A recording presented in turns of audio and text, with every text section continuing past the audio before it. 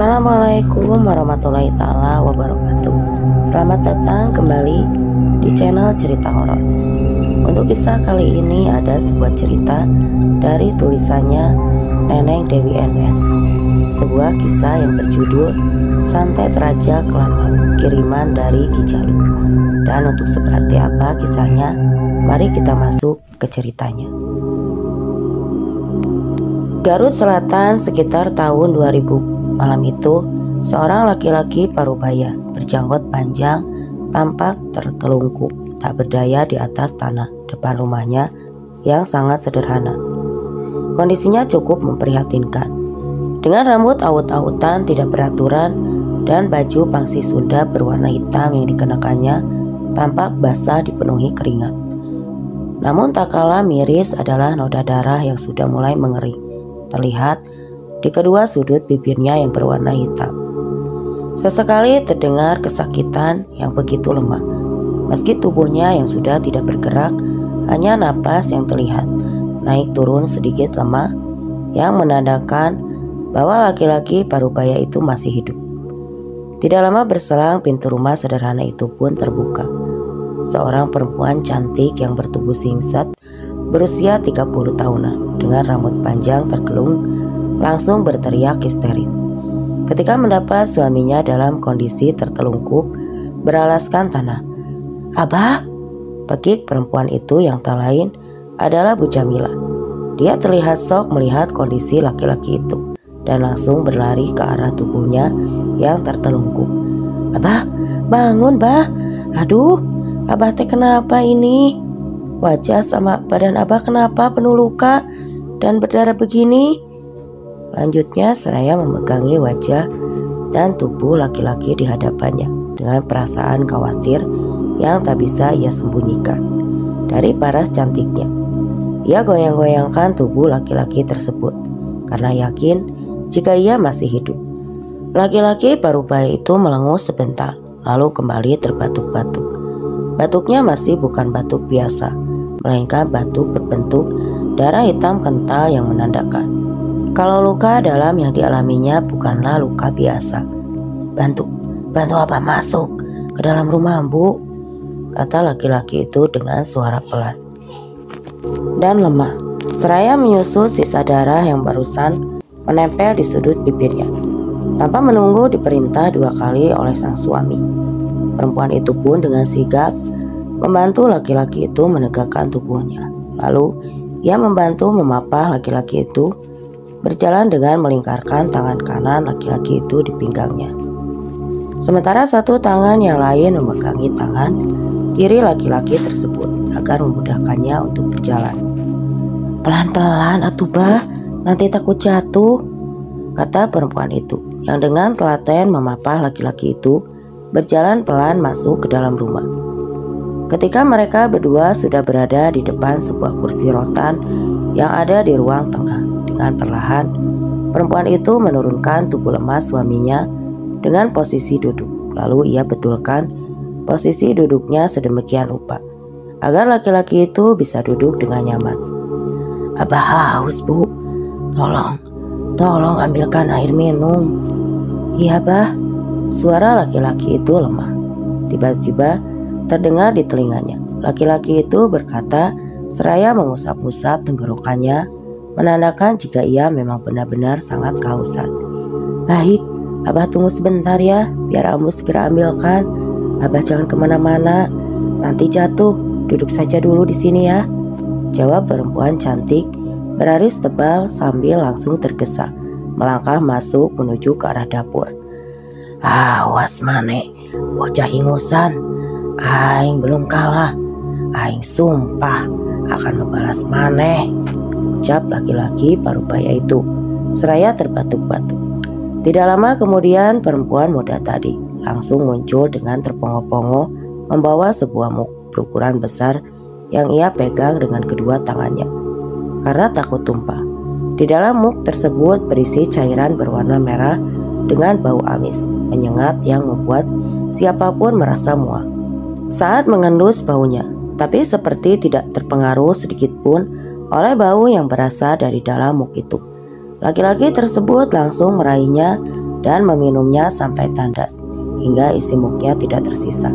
Bahkan sisa lelehan berwarna merah kental di sudut bibirnya pun langsung diseka laki-laki itu dengan ujung lidahnya, seperti sedang meminum minuman yang rasanya enak dan sayang untuk dibuang. Ya, laki-laki parubaya itu adalah Ki Jalu. Semalam Ki Jalu benar-benar terkuras energinya dan hampir saja tewas dengan jantung remuk. Akibat pukulannya sendiri yang mental berbalik menyerang dirinya. Sebuah pukulan yang pada awalnya ia tunjukkan untuk menghabisi Miftah, remaja indigo yang dibantu kodam penjaganya yang sakti mandraguna bernama Raden Jayaraga. Kini Ki Jalu menyadari kebodohannya. Ia terlalu meremehkan lawan dan lupa memagari tubuhnya dengan pagar gaib, hingga hampir saja ia kehilangan nyawanya sendiri. Sedangkan perempuan muda yang sedari tadi setia merawatnya adalah Bu Jamila, istri keduanya Ki Jalu. Memanggil sang istri Ambu, yang mana dalam bahasa Sunda artinya ibu, sedangkan Bu Jamila memanggil dengan sebutan Abah, yang artinya bapak. Mengingat usia Ki Jalu terpaut hampir 30 tahun dengan usia Bu Jamila, dan air berwarna merah dengan bau amis memualkan yang tadi diminum Ki Jalu adalah darah segar dari ayam cemani yang baru saja disembelih oleh Bu Jamila. Konon darah ayam cemani tersebut sangat berkhasiat untuk membantu mempercepat penyembuhan luka dalam, meski sebenarnya sebagai dukun santet terkuat di tanah Pasundan, Ki Jalu jarang sekali kalah dalam pertarungan adu kanuragan melawan para musuh atau lawan-lawan lainnya. Yang ada malah merekalah yang lebih dulu tewas mengenaskan kena santet mematikan yang dilancarkan Ki Jalu dari jarak jauh. Tak jarang pula ada yang menjadi gila, bahkan dijadikan tumbal jin parawangan Ki Jalu agar ia makin bertambah kesaktiannya. Namun kali ini Ki Jalu sepertinya sedang apes berkat kebodohannya sendiri yang terlalu meremehkan lawannya, karena berhasil dikalahkan oleh remaja KKN pendatang dari kota Bandung yang bernama Miftah. Ki Jalu ingin segera memulihkan tenaga dalamnya kembali dengan meminum darah dari ayam cemani agar ia bisa segera balas dendam ke Miftah yang sudah mempermalukannya. Dia masih tidak terima dikalahkan, karena selama ini Ki Jalu yakin sekali semua jin parawangan dan juga ilmu kanuraganya belum pernah ada yang bisa menandingi. Jangan panggil aing Ki Jalu. Kalau tidak berhasil membuat maneh mati mengenaskan, ada dadamu bolong dan jantung hancur bocah ingusan, mati. Mayat busuk maneh aing buang ke hutan sancang biar jadi santapan hewan-hewan liar. Tekad Ki Jalu dengan sebuah senyuman menyeringai penuh arti. Ya, Ki Jalu membayangkan nanti setelah kondisinya pulih, ia akan langsung melancarkan aksi balas dendamnya dengan mengirimkan salah satu santet mematikan miliknya, yaitu santet Raja Kelabang, di mana artinya korbannya akan mati dengan dada bolong dan jantung yang hancur karena digerogoti oleh ribuan kelabang gaib berukuran raksasa pemakan daging mentah. Dan tidak main-main, Ki Jalu hendak memanggil Gandarwa Wiyasa, Raja Genderowo penghuni hutan sancang dari Garut Selatan yang cukup lama menjadi pengikutnya. Ki Jalu yakin jika Gandarwa Wiyasa ini juga pasti akan bersemangat untuk menghabisi Miftah yang sudah menghabisi Wewet Gombel kekasihnya. Level kesaktian Gandarwa Wiyasa ini jelas berada jauh di atas Wewet Gombel sang kekasih. Bahkan dulu dua orang dukun paling sakti dari daerah Garut Utara dan Selatan tewas mengenaskan dengan tubuh tercabik-cabik dan kepala pecah akibat diserang oleh Gandarwa Wiyasa. Sementara sukma kedua dukun yang menjadi musuh Ki Jalu tersebut diambil paksa oleh Gandarwa Wiyasa, lalu dijadikan sebagai budak abadi di hutan sancang yang memang dikenal sebagai hutan yang sangat dikeramatkan oleh masyarakat Garut. Tiba-tiba suara sang istri membuyarkan lamunan Ki Jalu. Abah sekarang istirahat ya, biar cepat pulih. Ambu mau masak dulu. Baju pangsinya sama yang baru diganti ya. Yang Abah pakai sudah basah sama keringat, kata Bu Jamilah lembut. seraya mengangsurkan pakaian ganti yang barusan dia ambil dari kamar.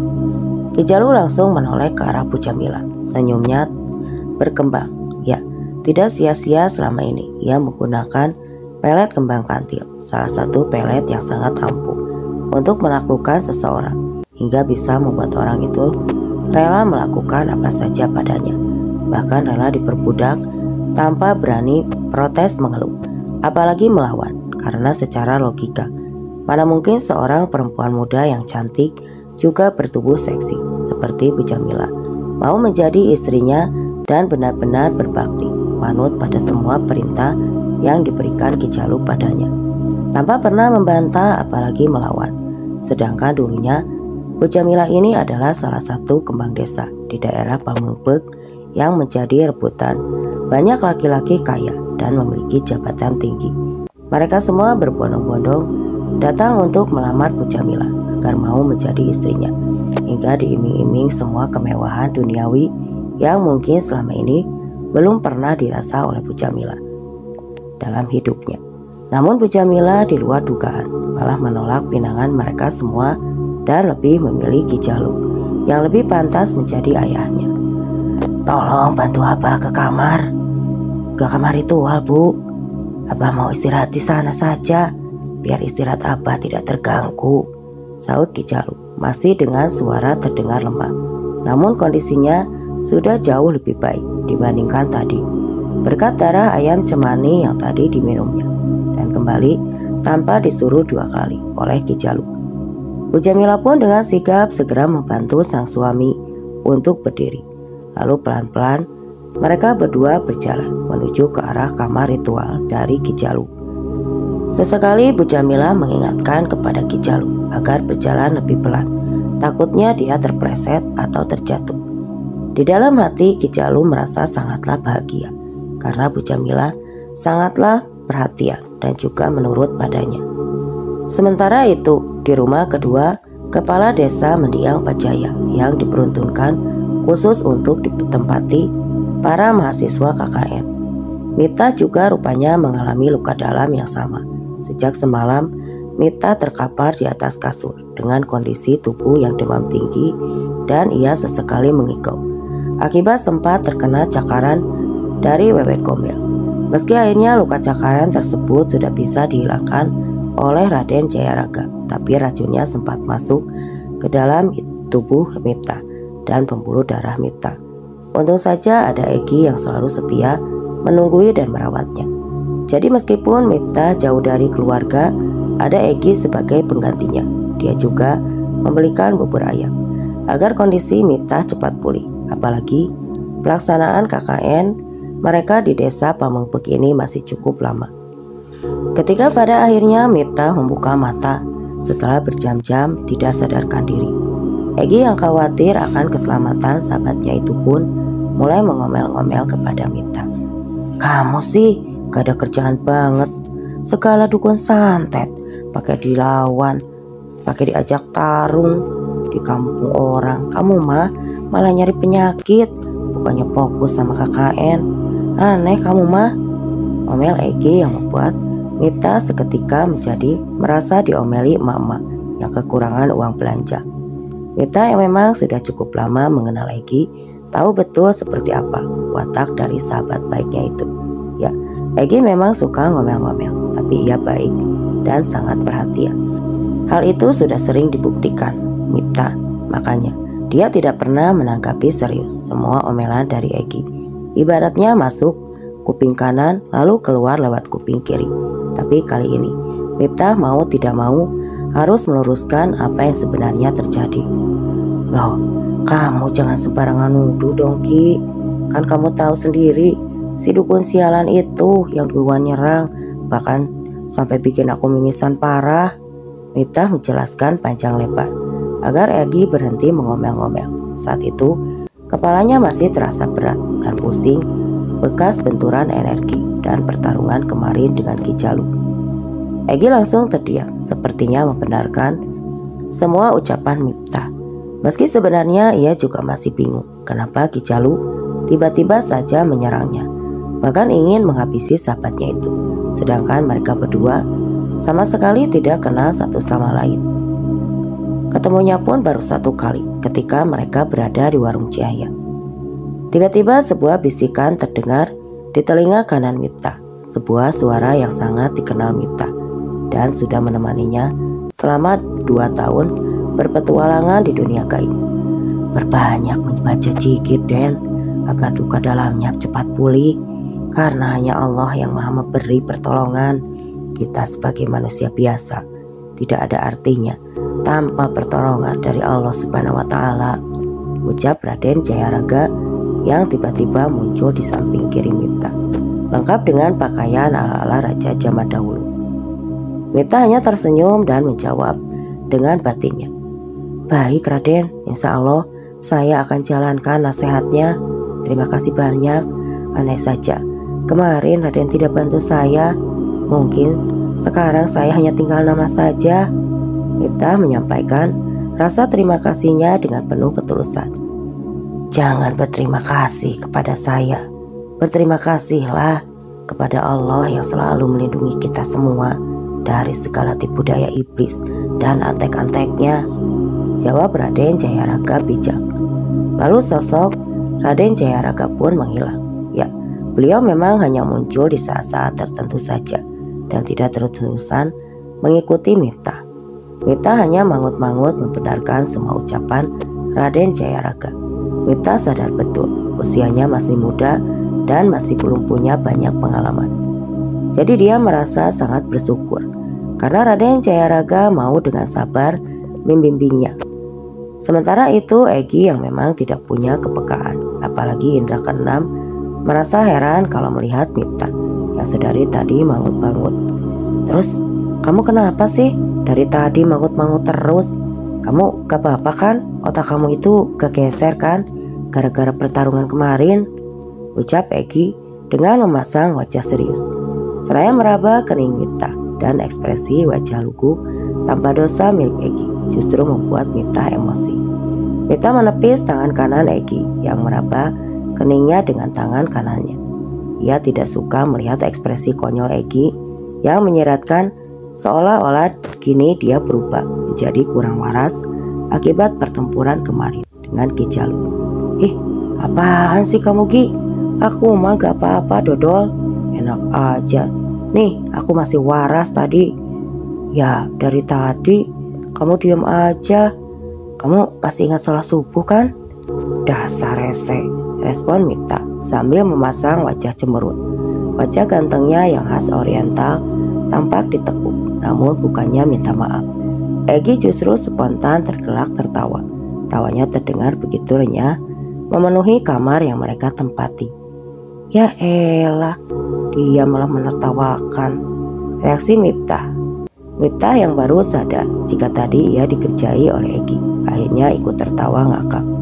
Sementara itu di kamar ritualnya Ki Jalu tampak sedang duduk bersila sambil berkomat kamit membacakan mantra khusus. Rupanya pertarungan hari ini melawan Miftah dan kodam penjaganya yang bernama Ki Jayaraga membuat Ki Jalu malah ingin setengah mati karena baru kali ini ada yang bisa mengalahkan sosok Wewe Gombel, salah satu jin sakti berilmu tinggi andalannya. Juga baru kali ini ada yang berhasil selamat dari pukulan maut penghancur dan jurus tapak tangan api miliknya. Perlahan Ki Jalu membuka matanya seraya mengusap-usap dadanya dengan kedua tangan secara bergantian, masih dengan membacakan mantra khusus yang sepertinya adalah trah untuk menyembuhkan luka dalam. Dan tidak lama kemudian keluar asap dari dada Ki Jalu hingga membuatnya sempat terbatuk-batuk kesakitan. Lalu kembali memuntahkan darah kental berwarna hitam. Ya, itu adalah akibat pukulan maut penghancur miliknya yang pada awalnya hendak dilayangkan kepada Miftah, namun justru malah berbalik kepadanya. Hingga akibatnya sangatlah fatal untuk jantungnya. Untuk beberapa saat ia terdengar suara gerangan dari bibir Ki Jalu yang sungguh membuat bulu kuduk merinding. Jelas itu bukanlah suaranya, tapi itu berasal dari salah satu jin parawangan yang selama ini mendiami tubuhnya. Lewat ritual tertentu Ki Jali menggelepar dengan mata membeliak dan mulut mangap-mangap seperti seekor ikan yang sekarat karena dilemparkan ke daratan, disusul suara erangan kesakitan yang begitu menyayat hati bagi siapapun yang mendengarnya. Kemudian, bruk, tubuh Ki Jalu tiba-tiba ambruk dengan posisi terjungkal seperti orang yang sedang sujud dan kepala membentur lantai. Anehnya, meskipun kepalanya cukup keras membentur ke lantai, tapi sama sekali tidak mengeluarkan darah, apalagi luka-luka. Bahkan luka lecet pun tidak ada. Akan tetapi, tidak lama berselang muncul asap pekat berwarna merah menyelubungi seluruh tubuh Ki Jalu hingga kepalanya sempat mengeluarkan asap, seperti ada bagian tubuh Ki Jalu yang terbakar dari dalam bau gosok, seperti ada benda terbakar memenuhi kamar ritual. Kemudian semua ritual pembuangan sisa racun tenaga dalam itu pun diakhiri dengan sebuah teriakan keras dari Ki Jalu yang sepertinya melepaskan sesuatu dari dalam mulutnya. Ajaibnya, sebuah benda berbentuk gulungan kawat berduri tajam sebesar kepalan tangan orang dewasa pun sontak keluar melompat begitu saja dari dalam mulut Ki Jalu. Lalu asap pekat berwarna merah tadi pun sempat menyambarnya, menggulungnya perlahan, membentuk sebuah putaran layaknya gangsing. Lalu terdengar sebuah suara ledakan yang cukup dahsyat. Lalu Ki Jalu pun kembali jatuh tersungkur, kali ini dengan posisi terlentang. Sesaat setelah suara ledakan tersebut terdengar dan gulungan kawat berduri tadi terlempar jauh, berubah menjadi serpihan-serpihan kecil sebelum terbakar. Raja Kelabang, Raja Kelabang, datanglah. Aing panggil maneh, aing Ki Jalu. Ki Jalu yang perlahan bangun dan memegangi kepalanya yang masih terasa pusing. Suasana hening dan mencekam tiba-tiba menyeruak di dalam kamar ritual milik Ki Jalu. Disusul kemunculan sosok makhluk besar setinggi pintu yang berwujud kelabang berukuran sangat besar. Makhluk itu berjalan dengan merayap perlahan dengan ratusan kaki yang mempercepat langkahnya. Bentuk kakinya mirip dengan kaki manusia biasa, namun jumlahnya mencapai ratusan, hingga membuat siapapun yang melihat menjadi bergidik ngeri ketakutan. Karena tubuhnya juga mengandung racun yang mematikan. Warna tubuh yang coklat kekuningan terlihat samar di ruangan yang minim penerangan tersebut. Itulah sosok Raja Kelabang yang merupakan sumber salah satu jenis santet mematikan yang dimiliki Ki Jalu. Dulu Ki Jalu berhasil mengalahkan sosok Raja Kelabang dalam sebuah pertempuran gaib yang berlangsung di hutan Sancang, dan sejak saat itulah Raja Kelabang pun mengabdi kepada Ki Jalu, dan ia juga sering membantu Ki Jalu saat mengirimkan santet kelabang kepada para musuh dan lawan-lawan Ki Jalu. "Ada apa? Tuan memanggil saya?" tanya Raja Kelabang seraya menangkupkan kedua tangannya di atas kepala, bertanda hormat kepada Ki Jalu yang masih duduk lemas dengan mata terpejam. Saat tadi energinya kembali terkuras sehabis membuat semua sisi racun dan juga luka dalam yang dideritanya. Tiba-tiba Ki Jalu membuka matanya dan langsung bersalto. Lalu tahu-tahu sudah duduk berada di dalam posisi duduk tanpa menginjak lantai. Tatapan matanya kembali garang dan tersirat, jelas haus akan membunuh. Tanda Ki Jalu sudah mulai pulih kembali. Kekuatannya karena tadi sudah berhasil mengeluarkan sisa luka dalam yang terakhir dari dalam tubuhnya. "Ya, aing sengaja memanggil maneh Raja Kelabang karena maneh ingin menyantet seseorang target maneh, seorang remaja yang jadi peserta KKN di desa ini. Namanya Mipta. Awas, jangan sampai salah sasaran," ancam Ki Jalu dengan mata melotot galak ke arah sosok Raja Kelabang. "Baik Tuan, sekarang juga akan saya laksanakan perintah Tuan," kata sosok Raja Kelabang yang dalam sekali anggukan langsung menghilang dari hadapan Ki Jalu. Ki Jalu tersenyum penuh arti, sepertinya dia sudah tidak tak sabar mendengar berita kematian dari Mipta yang kini menjadi musuh bebuyutannya. Kemudian Ki Jalu melakukan ritual panggilan kepada Gandarwa Wiyasa. Dengan bertelepati dia meminta salah satu penghuni hutan Sancang tersebut untuk menemani Raja Kelabang dalam melaksanakan tugasnya. Kali ini Ki Jalu sudah berencana kalau sampai gagal menghabisi Mipta dengan serangan santet Raja Kelabang, Mipta tidak akan lolos dari serangan mematikan Gandarwa Wiyasa yang memang berdarah dingin. Kini kondisi Mipta pun dia sudah merasa baikan, meskipun ia masih merasa sedikit lemas setelah habis maghrib ikut sholat berjamaah di musola dekat kantor desa. Mipta putuskan tak langsung pulang ke tempat dia dan rekan-rekan KKN-nya menginap. Dia bertekad untuk berzikir sampai tengah malam nanti di musola tersebut, sekalian melaksanakan sholat tahajud sesuai nasihat dari Raden Jayaraga agar dia memperbanyak zikir sebagai sarana meminta pertolongan kepada Allah. Sedangkan Egy setelah menunaikan ibadah sholat maghrib pamit pulang duluan dengan alasan capek dan ngantuk. Gara-gara tadi malam ia ikut bergadang menemani Mipta yang sempat sakit sebentar. Tadi Egy dan Mipta diajak Pak Kobar untuk ikut rapat di balai desa, tapi mereka berdua menolak karena materi rapat malam itu tidak ada hubungannya dengan tugas mereka sebagai mahasiswa KKN. Pak Kobar pun memaklumi dan memberikan mereka kebebasan untuk memilih mau ikut atau tidak. Semua terserah mereka saja. Singkat cerita, Egy pun sampai di tempat dia dan rekan-rekannya menginap, di mana ia sekamar dengan Mipta. Udara dingin di luaran begitu menusuk tulang hingga terbawa sampai ke dalam kamar. Egy putuskan untuk langsung tidur karena memang badannya sudah sangatlah dia lelah. Dia celingukan mencari selimutnya dan baru ingat kalau tadi siang selimutnya dia cuci dan sekarang belum kering.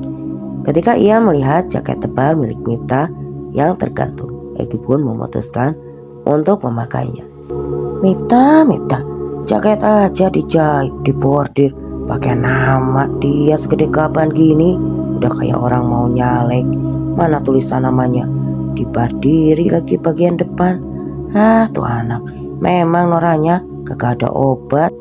Udah kayak anak TK aja, barang-barangnya masih dikasih sama emaknya biar gak hilang, sungut Egy seraya memakai jaket milik Mipta tersebut. Sejenak suasana hening karena semua mahasiswa KKN juga sudah terlelap tidur. Di luar sana terdengar suara makin nyaring, terdengar bersaut-sautan. Sesekali Egy tampak menggaruk-garuk kaki dan menepuk pipinya yang tiba-tiba digigit nyamuk, menimbulkan rasa gatal yang sungguh mengganggu gara-gara ia lupa membeli obat nyamuk elektrik. Tidak lama kemudian, Egy terdengar suara dengkuran dari Egy yang menandakan jika ia sudah tertidur pulas dan masuk ke alam mimpi. Sayangnya bukanlah mimpi indah yang dialami oleh Egy, melainkan sebuah mimpi buruk yang belum pernah ia alami sebelumnya. Egy merasakan ada sebuah benda kecil tapi hidup sedang merayap di bagian kaki, tangan, dan juga kepala. Benda kecil itu merayap menelusup masuk ke dalam jaket yang dikenakannya.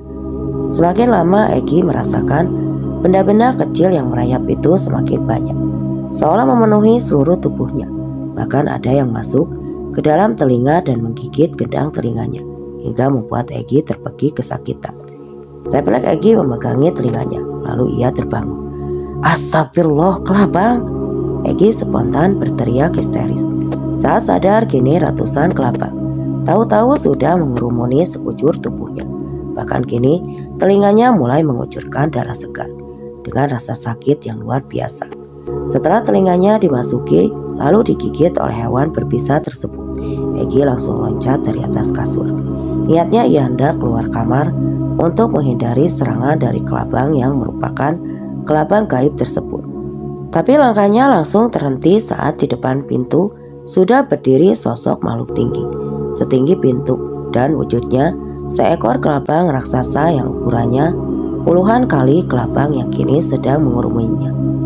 Egy hanya bisa diam ketakutan, ditambah ribuan kelabang gaib itu jumlahnya justru semakin banyak serta semakin beringas, dan kini mereka bukan hanya merayap di sekujur tubuh dari kepala sampai mata kaki, tapi juga mulai menyengat memenuhi isi kamar yang ditempati Egy dan Mipta.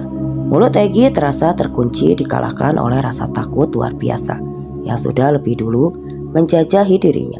Padahal dia sempat ingat untuk membaca ayat kursi, namun untuk membuka mulut ia tak kuasa. Ia takut kelabang-kelabang gaib itu juga masuk ke dalam mulutnya. Egy juga harus kembali merasa sakit karena tubuhnya bukan hanya dirayapi, tapi kini juga digigit hingga badannya mulai terasa panas dingin. Keringat sebesar biji jagung juga perlahan mulai membasahi tubuh kurusnya. Ya, sosok kelabang raksasa yang kini berdiri memandang Egy dengan mata tajam penuh nafsu membunuh adalah sosok Raja Kelabang, salah satu jin perawangan Ki Jalu yang memang diperintahkan untuk mengirimkan santet kelabang bagi Mipta. Tapi sepertinya Raja Kelabang ini salah sasaran. Ia justru hendak menyantet Egy, sahabat dari Mipta. Gara-gara Egy memakai jaket milik Mipta yang bertuliskan inisial nama Mipta. Jadi, kamu orangnya, rupanya masih anak ingusan, kata sosok Raja Kelabang dengan nada suara meremehkan dan mengejek. Wajah Egy pun mendadak pucat seperti mayat. Rasa takut kian dalam menjajahi dirinya.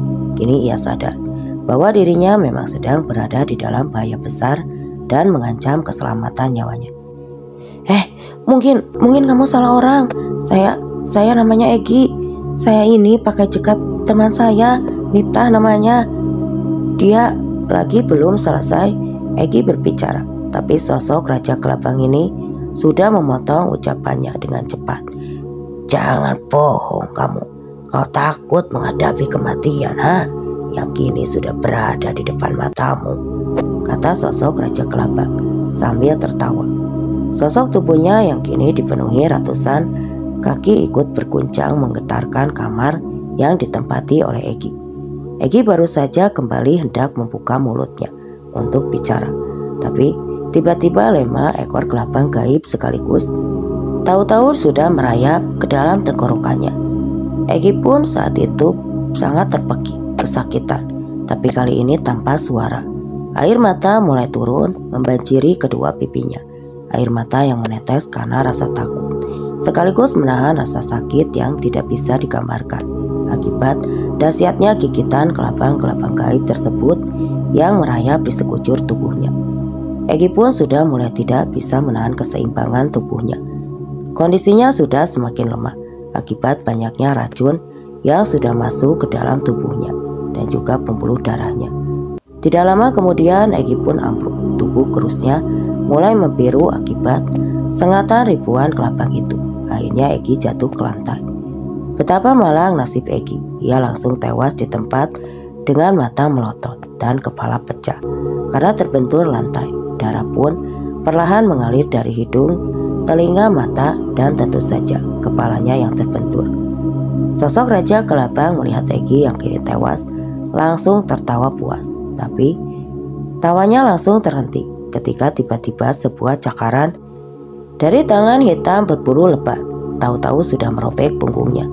Ya, sosok Raja Kelabang meringis kesakitan karena kini punggungnya terluka, mengucurkan darah kental berwarna hitam. Refleks ia membalikkan badannya ke arah pembokong untuk tatapan marah, tapi si pembokong sudah lebih dulu memakinya dengan suara geraman yang menggigitkan. Dasar kelabang bodoh, salah orang kamu, tolol. Anak ingusan ini bukan Mipta yang dimaksud Tuhan kita, Ki Jalu. Bentak sosok tinggi besar berbentuk monyet raksasa dengan bulu lebat berwarna hitam yang menutupi sekujur tubuhnya. Kedua matanya merah menyala dengan gigi-gigi besar dan runcing yang sanggup merobek dagingnya dalam satu kali gigitan saja.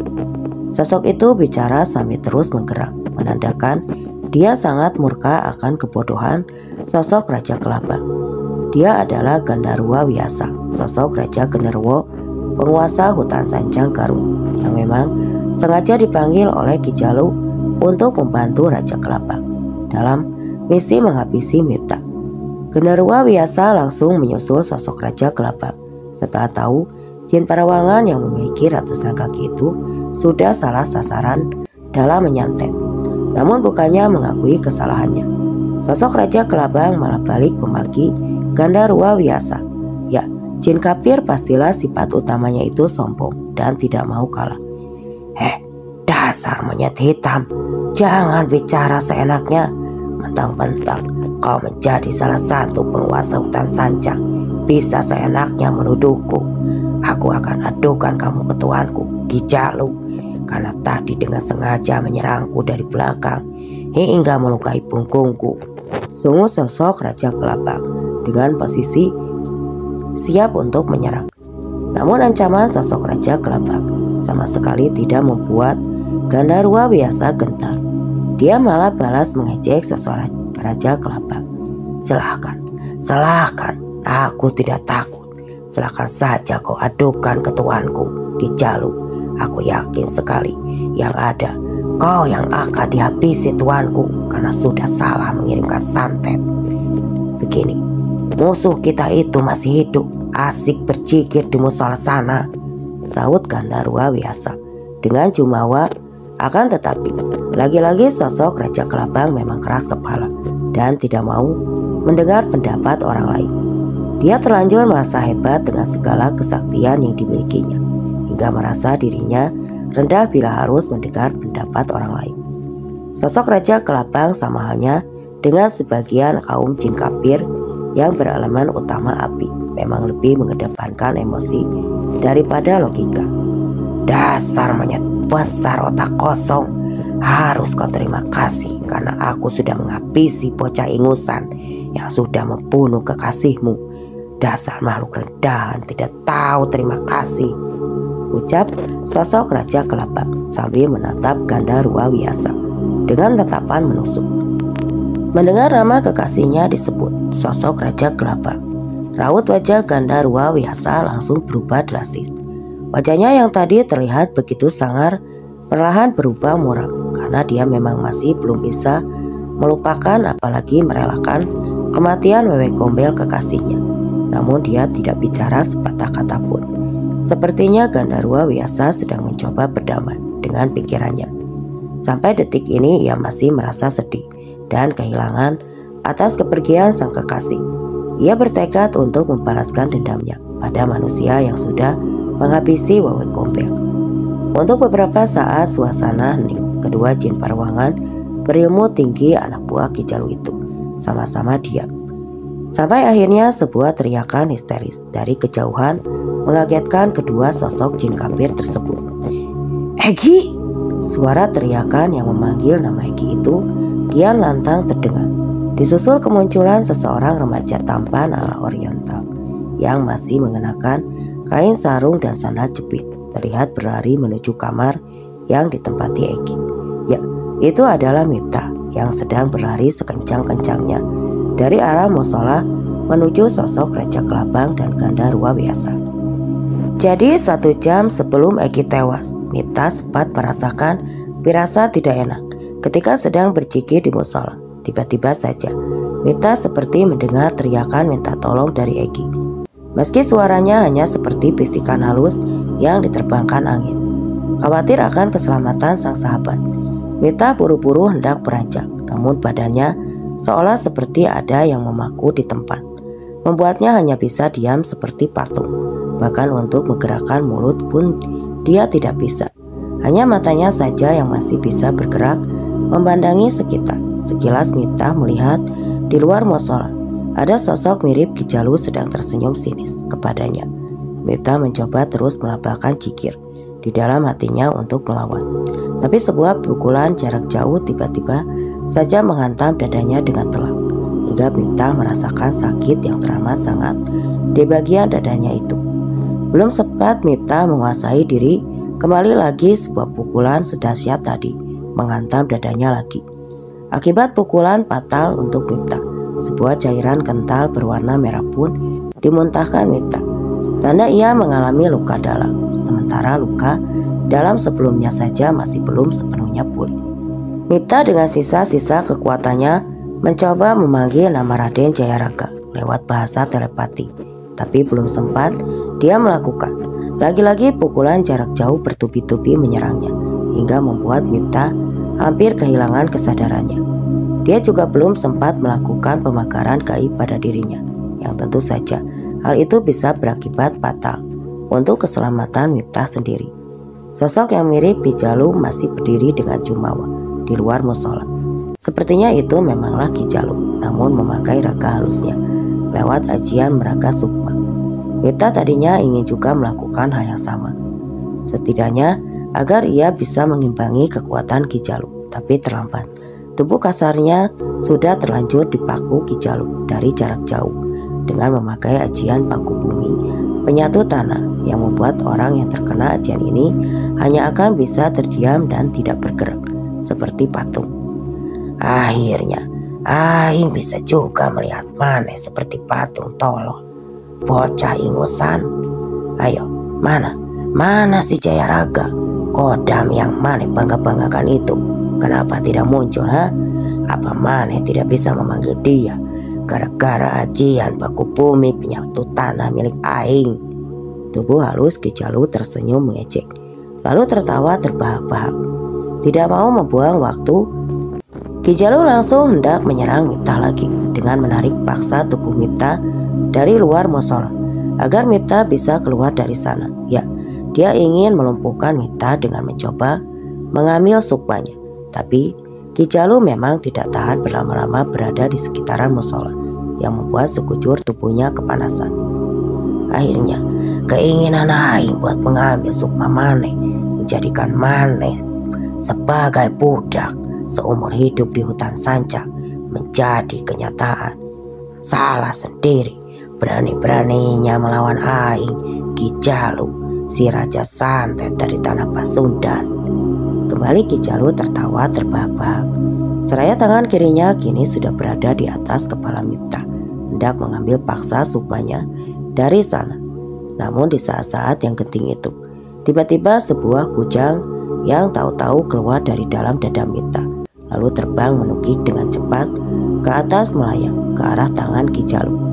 Ki Jalu berteriak kesakitan saat bagian runcing kujang emas tersebut dengan cepat memotong tangan kirinya hingga terpisah dari lengannya. Ah! Bagi Ki Jalu yang refleks menarik lengan kirinya dari atas kepala Miftah, sedangkan jari-jari tangan kirinya terpotong masih mengucurkan darah segar, langsung jatuh ke tanah. Sementara kujang emas itu pun kembali melayang mendekati tubuh Miftah, lalu berubah wujud menjadi sosok kakek-kakek petapa, yaitu Ki Sura. Ya, Ki Sura yang pada pertarungan perdana antara Ki Jalu dan Miftah sempat dijadikan senjata oleh Ki Jalu untuk membunuh Miftah, namun digagalkan oleh Raden Jayaraga. Jangan takabur Jalu, apa kau lupa kalau aku sekarang sudah menjadi penjaga anak muda ini atas perintah junjunganku Raden Jayaraga, ucap Ki Sura dengan suara tenang, namun nada bicaranya begitu mengintimidasi. Ki Jalu mendengus kesal, kemudian terlihat meludahkan ke tanah. Kurang ajar, rupanya kalau ini kau ingin benar-benar mati di tanganku, Sura, bentak Ki Jalu yang merasa berada di atas angin karena dulunya ia pernah berhasil melumpuhkan Ki Sura, hingga Ki Sura pun terpaksa mau menjadi salah satu senjata sakti andalan Ki Jalu untuk melawan para musuhnya. Aku tidak takut mati, Jalu. Anak muda ini sudah mengajarkan banyak hal padaku.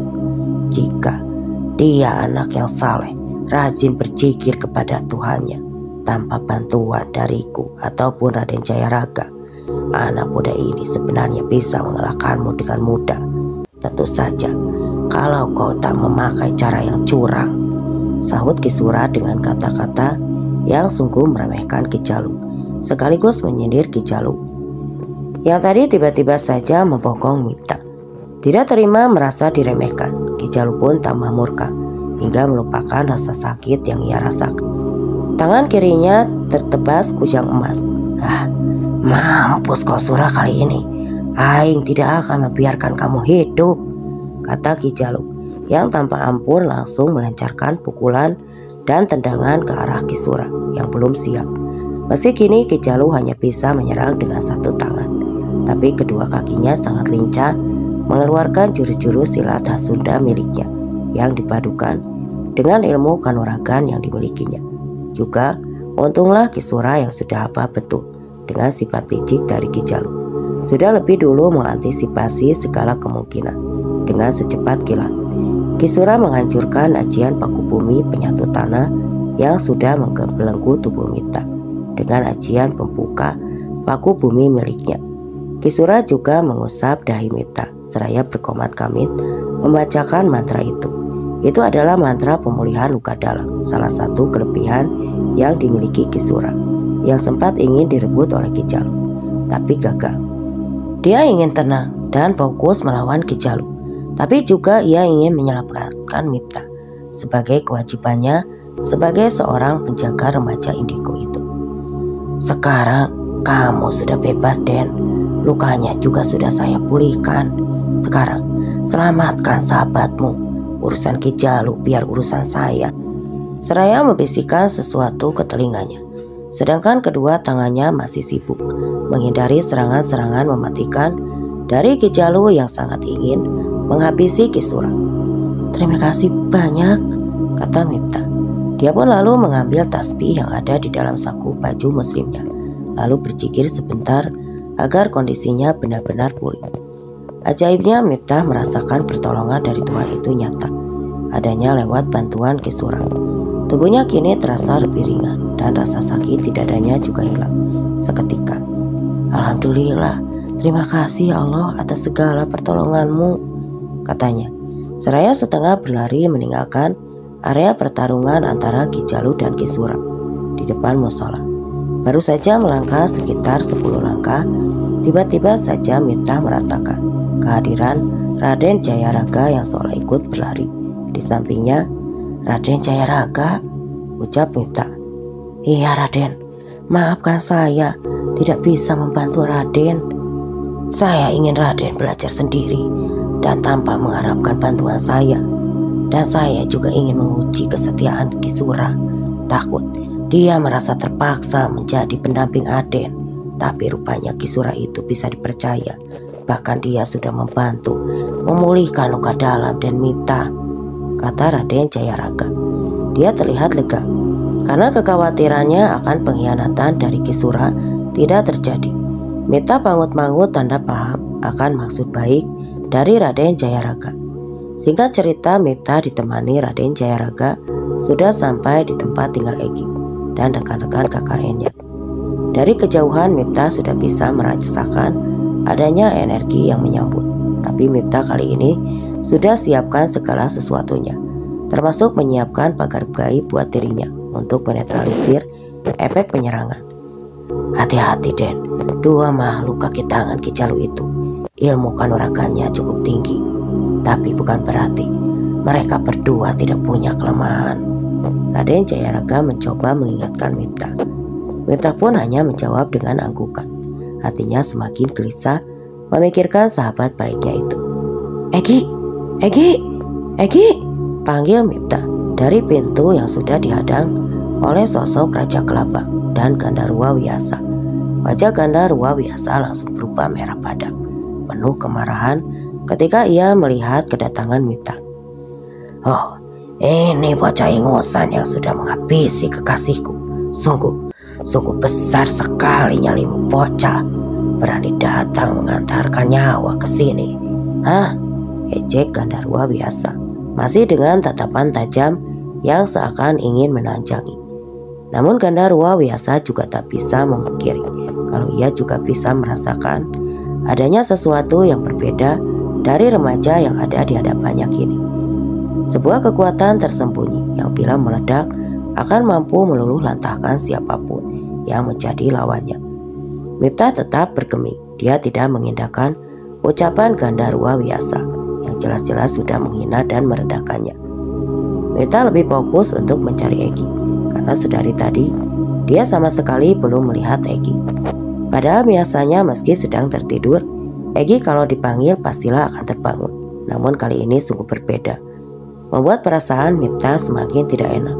Apalagi dia ingat betul tadi sebelum pamit pulang duluan sehabis salat maghrib di musala, Egi sempat mengucapkan kata-kata seolah seperti kata perpisahan.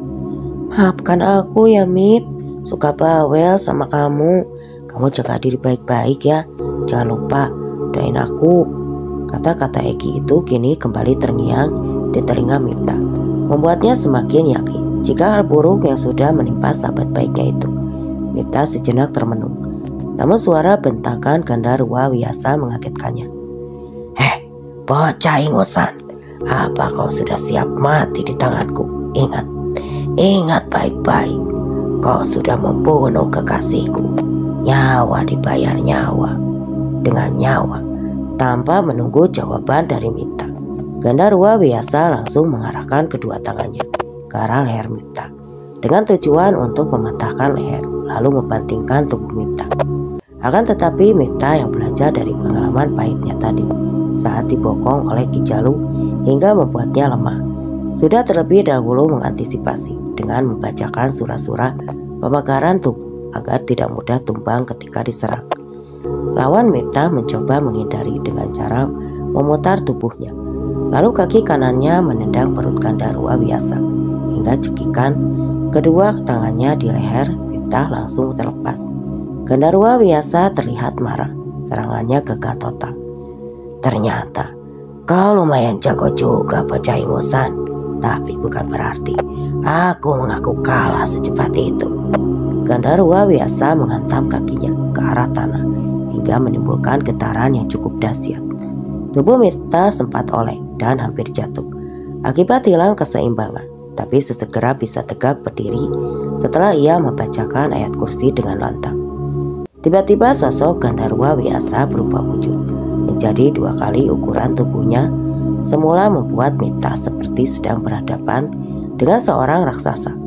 Disusul munculnya sebuah palu ganda berukuran sangat besar dengan duri-duri runcing di sekelilingnya. Hati-hati Den, jangan sampai kau kena sabetan palu gada makhluk itu.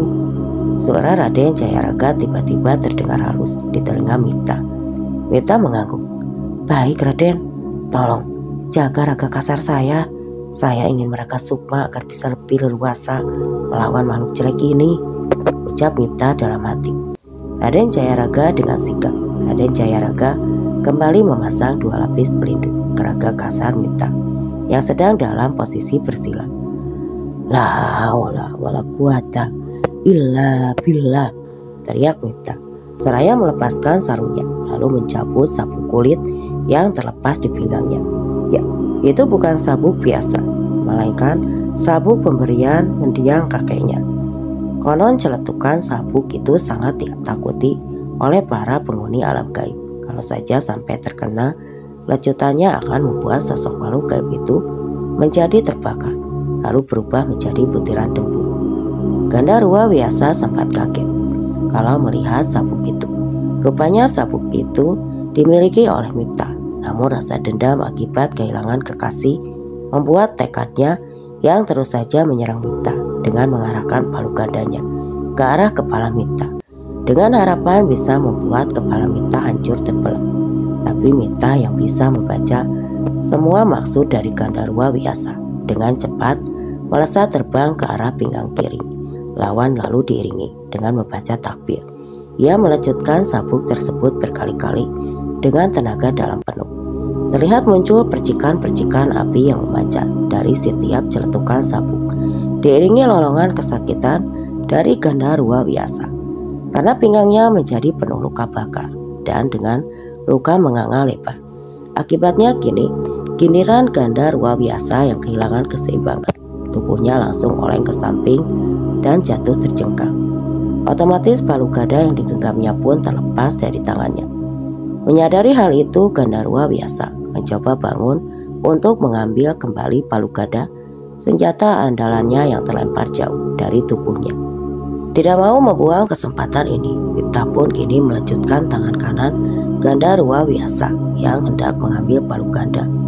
Kembali terdengar lolongan kesakitan yang keluar dari mulut Gandarwa Wiyasa.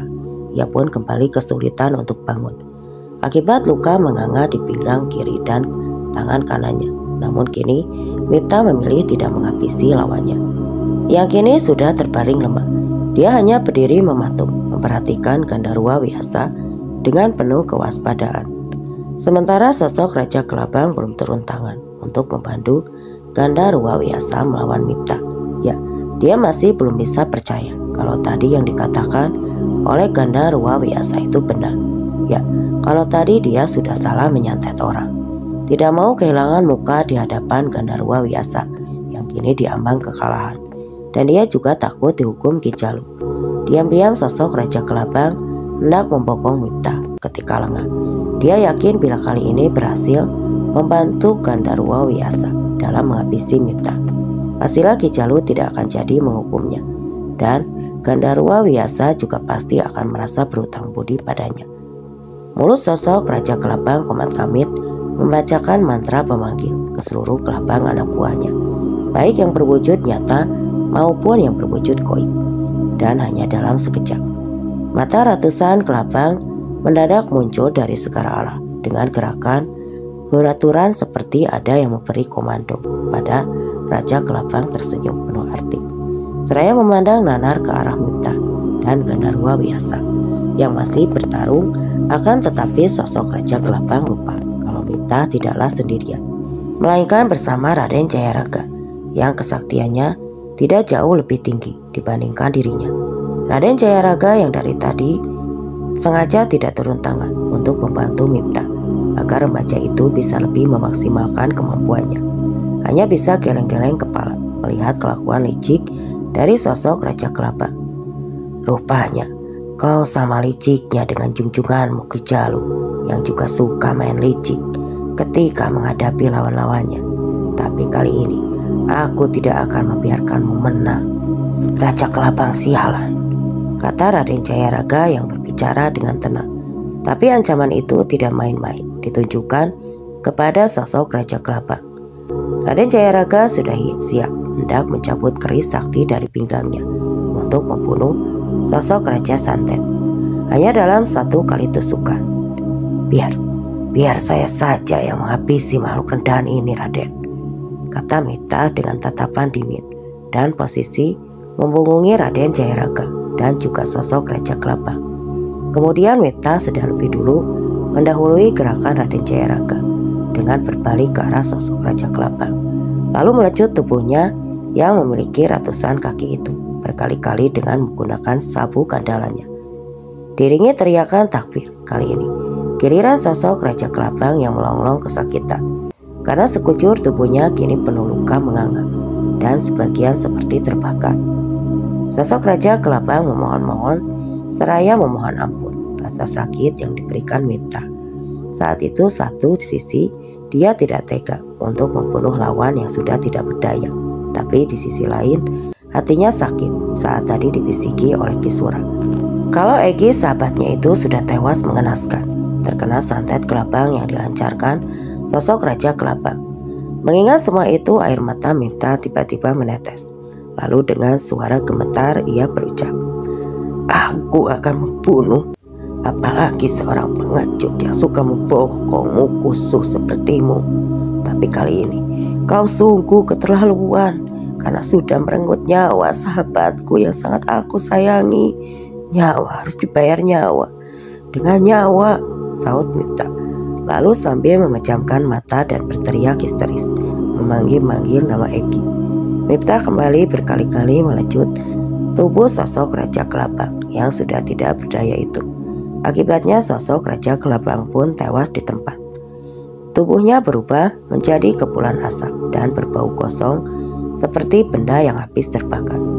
Sementara ratusan kelabang yang tadi sempat dipanggil langsung menghilang begitu saja hanya dalam sekejap mata.